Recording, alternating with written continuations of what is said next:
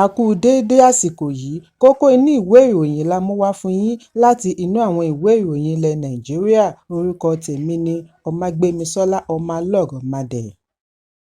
Alága àjọ tó ń ṣàmójútó ìrìnàjò hajj lórílẹ̀‐èdè Nàìjíríà NACON Jalal Arabi àti akọ̀wé àjọ Abdullahi Kontagora ni a gbọ́ wípé wọ́n wà ní àkàtà àjọ tó ń gbógun ti ìwà ìbàjẹ́ àti ìṣòwò ìlú kúmọkùmọ EFCC lórí ẹ̀sùn ìnákúnàá $70 bílíọ̀nù (90 billion naira) owó ìrànwọ́ fún hajj ọdún 2024.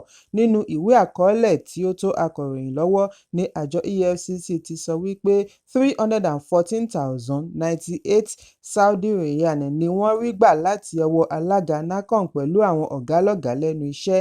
EFCC ní ìwádìí ṣe àfihàn wípé nínú $100 bílíọ̀nù ìrànwọ́ owó láti ọ̀dọ̀ ìjọba àpapọ̀, Arab fi jìbìtì san àsansílẹ̀ owó fún ara rẹ̀ pẹ̀lú àwọn mìíràn gẹ́gẹ́ bí owó àmúlò operational cost.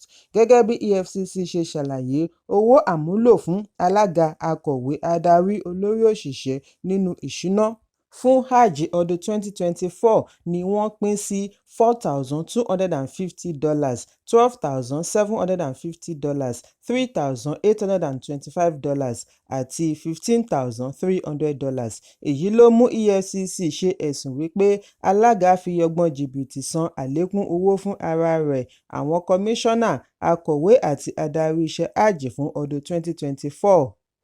Wọ́n ní 15,929 Saudi riyal ni ó tọ́ sí alága NACON, ṣùgbọ́n 50,000 Saudi riyal ni ó san fún ara rẹ̀. Kọmíṣánná mẹ́ta tí ó yẹ kí ọ̀kọ̀ọ̀kan wọn gba 15,929 Saudi riyal ni wọ́n gba 40,000 Saudi riyal ẹnìkọ̀ọ̀kan. Akọ̀wé gba 30,000 Saudi riyal yàtọ̀ sí 14,336 Saudi riyal. Olórí òṣìṣẹ́ gba 30,000 riyal yálà kí ó gba 2,500 riyal tí ó tọ́ sí i. Àpapọ̀ owó tí wọ́n rí gbà lọ́wọ́ wọn jẹ́ 314,098 Saudi riyal. Ọjọ́ 29 oṣù keje ni àjọ EFCC kọ́kọ́ fìdí Arabi ráná kí wọ́n tó gba ìyọ̀ǹda rẹ̀. Bákan náà, ní Ọjọ́rú tí ó kọjá ní ICPC fi ọwọ́ ṣìkún òfin mú àwọn ọ̀gá-lọ́gàá àjọ NACON fún ìnákúnàá $90 billion owó ìrànwọ́. Ẹnìkan tí ó jẹ́ òṣìṣẹ́ àjọ EFCC ní wọ́n tún fi ọwọ́ ṣìkún òfin mú Arabi padà fún ìfọ̀rọ̀wánilẹ́nuwò kí wọ́n tó fi sí àhámọ́. Onítọ̀hún ṣàlàyé wípé alága àti akọ̀wé NACON wà ní àkàtà wọn báyìí níbi wọ́n ti ń fìdí wọn ráná lórí ẹ̀sùn $70 bílíọ̀nù owó ìrànwọ́ pẹ̀lú àwọn ẹ̀sùn mìíràn. Ẹ̀kúnrẹ́rẹ́ ìròyìn yìí wà nínú ìwé ìròyìn Punch tó jáde lónìí. Ilé-iṣẹ́ epo lórílẹ̀‐èdè NNPCL ti ṣe àfihàn wípé 63 ibi ìfọpo ayédèrú ni wọ́n ti gbẹ́sẹ̀ lé láàrin ọ̀sẹ̀ kan. Nínú àkọọ́lẹ̀ wọn ni wọ́n ti sọ wípé gbogbo ìgbésẹ̀ wọn láti gbógun ti àwọn olè ajépo-wà ló ti ń so èso rere. Wọ́n ní ìṣẹ̀lẹ̀ tí ó fẹ́ẹ̀ tó 177 ni wọ́n ṣe àkọọ́lẹ̀ rẹ̀ láàrin ọjọ́ 3 sí ọjọ́ 9 oṣù kẹjọ ní oríṣiríṣi ẹ̀ka bíi Tantita Security Services 4, 11 láti Shell Petroleum Development Company, 26 láti Pipeline Infrastructure Nigeria Limited, 20 láti Maton Engineering Company, 1 láti NNPC 18 Operating Limited, 51 láti Command and Control Center àti 64 láti Government Security Agencies. Wọ́n fìdí ẹ̀ múlẹ̀ wípé níbi àgbéyẹ̀wò láàrin ọ̀sẹ̀, ayédèrú ọ̀pá epo 19 ni wọ́n rí gbà bí wọ́n ti ń ṣe àtúnṣe àwọn mìíràn káàkiri agbègbè ní ìpínlẹ̀ Bayelsa àti Rivers. Bákan náà ni wọ́n ṣe àwárí kànga epo tí wọ́n bàjẹ́ ní ìpínlẹ̀ Bayelsa àti epo rọ̀bì tí wọ́n jí níbi wọ́n kó pamọ́ sí ní ìpínlẹ̀ Rivers.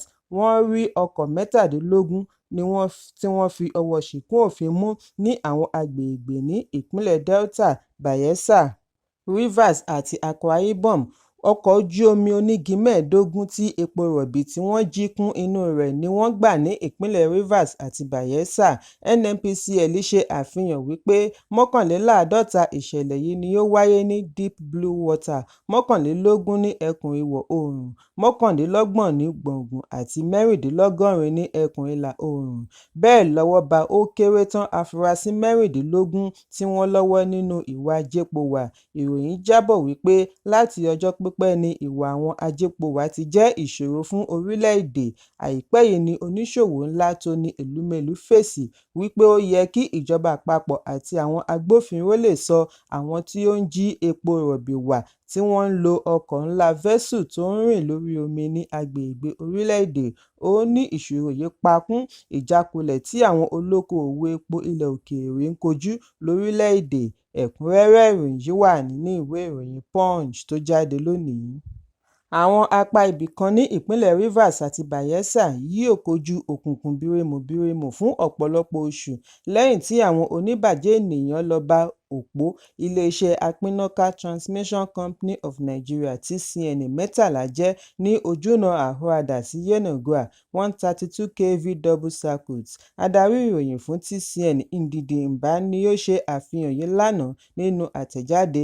Wọ́n wá rọ ìjọba ìpínlẹ̀ Rivers àti Bayelsa kí wọ́n ṣe ìrànlọ́wọ́ lórí bíbàjẹ́ tí wọ́n ba òpó wọn jẹ́. Bákan náà ni wọ́n ní àwọn wọ̀nyí ba iṣẹ́ àkànṣe òpó iná ìlà Àhúràdà sí Yenagoa tí wọ́n ṣẹ̀ṣẹ̀ yọ̀ǹda jẹ́ tí wọ́n tún jí òmíràn lọ nínú rẹ̀. Ẹ̀kúnrẹ́rẹ́ ìròyìn yìí wà nínú ìwé ìròyìn Daily Post tó jáde lónìí.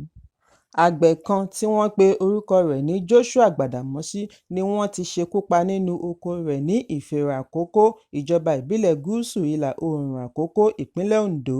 Òkú ọ̀dọ́kùnrin tí wọ́n bá ní oko rẹ̀ ni ó fa ìpòrúurú ọkàn láàrin ìlú bí wọ́n ti fi ẹ̀sùn kan àwọn Fúlàní darandaran wípé àwọn ni wọ́n ṣekú pa ọ̀dọ́mọkùnrin ọ̀hún.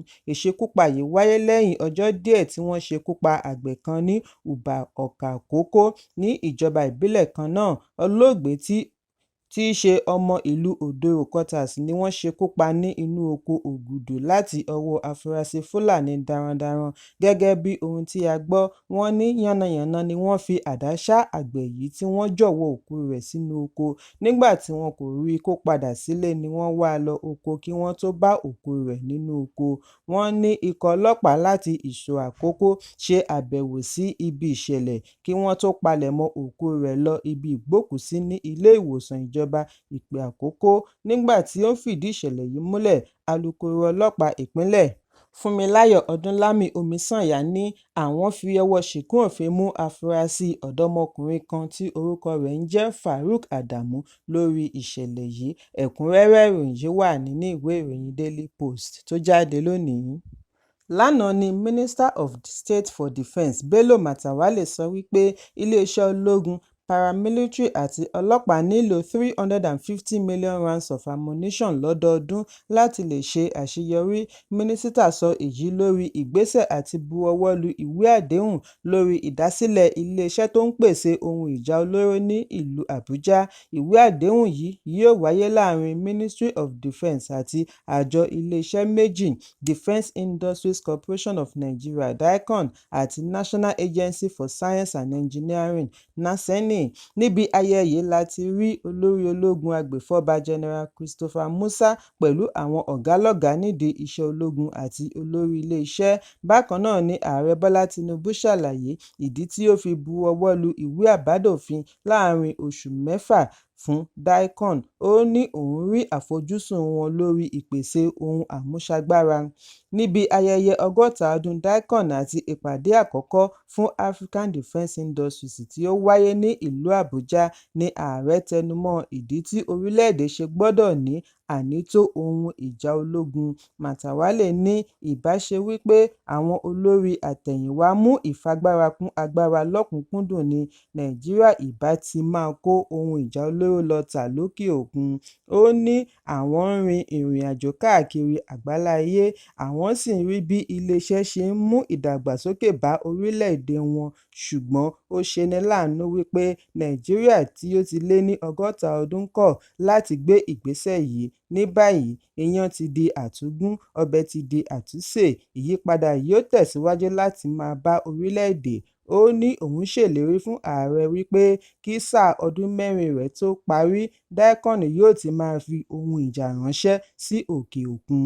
Ẹ̀kúnrẹ́rẹ́ ìròyìn yìí wà nínú ìwé ìròyìn The Nation tó jáde lónìí.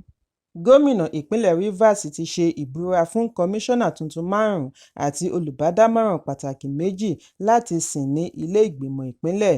Àwọn kọmíṣánná tuntun ọ̀hún ni Ọ̀gbẹ́ni Illama Abua, Dókítà Roland Obed-White, Ọ̀gbẹ́ni Austin Nadozie, Ọ̀gbẹ́ni Samuel Eyiba àti Dókítà Samuel Anyia. Nígbà tí àwọn olùbádámọ̀ràn jẹ́ Ọ̀gbẹ́ni Forgive Amarchre àti Ọ̀gbẹ́ni Akon Nnan. Nígbà tí ó ń sọ̀rọ̀ níbi ayẹyẹ, Fubara rọ àwọn onípò tuntun kí wọ́n ṣiṣẹ́ fún àṣeyọrí ìṣèjọba rẹ̀, bí ó ti tẹnumọ́ àfojúsùn ìṣèjọba rẹ̀ láti ṣe iṣẹ́ àkànṣe tí yóò ṣe àǹfààní fún ará ìpínlẹ̀ Rivers. Gómìnà ní kí wọ́n rí ipò wọn gẹ́gẹ́ bí àǹfààní ńlá láti mú ìdàgbàsókè bá ọrọ̀ ajé. Ẹ̀kúnrẹ́rẹ́ ìròyìn yìí wà nínú ìwé ìròyìn The Nation tó jáde lónìí. Ilé-ẹjọ́ kan ní Kubwa, ìlú Àbújá, ti tú ìgbéyàwó ọlọ́dún 10 láàrin Rukayat Saibu àti ọkọ rẹ̀ Shehu Zubairu ká látàrí àìsí ìfẹ́. Adájọ́ Mohammed Wakili ni ó tú ìgbéyàwó yìí ká gẹ́gẹ́ bí ìlànà òfin Islam lẹ́yìn tí Saibu bẹ ilé-ẹjọ́ kí ó tú wọn ká látàrí àìsí ìfẹ́. Wakili pàṣẹ fún Shuaibu kí ó dúró ìdà, tí í ṣe ìdádúró olóṣù 3 kí ó tó fẹ́ ọkọ mìíràn. Síwájú àkókò yìí ni Shuaibu sọ fún ilé-ẹjọ́ wípé òun ṣe ìgbéyàwó pẹ̀lú Zubairu lábẹ́ òfin Islam, ṣùgbọ́n Ọlọ́run kò tíì fi ọmọ sí ìgbéyàwó wọn. Ó ní ìgbéyàwó yìí kò ní àtúnṣe mọ́ kí ilé-ẹjọ́ bá òun gba ẹgbẹ̀rún lọ́nà ọgọ́rùn-ún náírà (100,000 naira) tí Zubairu jẹ́. Nígbà tí ó ń fèsì ni Zubairu ní kí ilé-ẹjọ́ ṣe ohun tí Shuaibu fẹ́. Ó ní láti oṣù kẹfà ọdún 2023 ni òun ti kọ̀ ọ́ sílẹ̀ kí ilé-ẹjọ́ tó kọ̀ wọ́n. Ó ní òun yá owó tó ń sọyìí fún ọ̀rẹ́ òun kan tí okòòwò òun padà forí ṣánpọ́n. Òun náà sì mọ̀ wípé gbogbo ìgbà ni òun yọ ọ̀rẹ́ yìí lẹ́nu láti dá owó olówó padà. Ẹ̀kúnrẹ́rẹ́ ìròyìn yìí wà nínú ìwé ìròyìn Leadership tó jáde lónìí. Kókó inú ìwé ìròyìn tòní kò ní jù báyìí lọ. Ẹ pàdé mi ní ìrọ̀lẹ́ fún àkọ́tún ìròyìn. Kí a tó lọ, ẹ má ṣaláì fi àkíyèsí yín ránṣẹ́ kí ẹ sì bá wa subscribe sójú náà wa lórí YouTube kí kókó inú ìwé ìròyìn lè máa tẹ̀ yín lọ́wọ́ ní kíákíá.